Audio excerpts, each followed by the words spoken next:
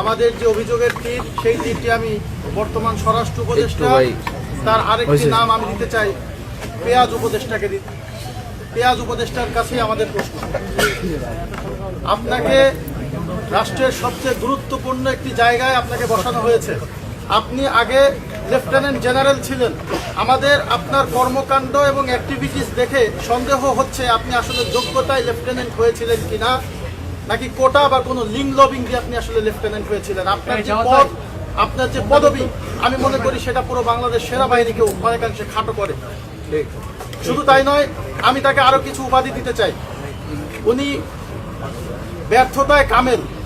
ওনার যে কর্মকাণ্ড ইদানিং আমরা দেখেছি বিগত 1-1.5 বছরে, উনি আসলে ব্যর্থতার উপরে কামেল পাশ করেছেন। ওনার অযোগ্যতায় উনি পরিপূর্ণভাবে সফল হয়েছেন।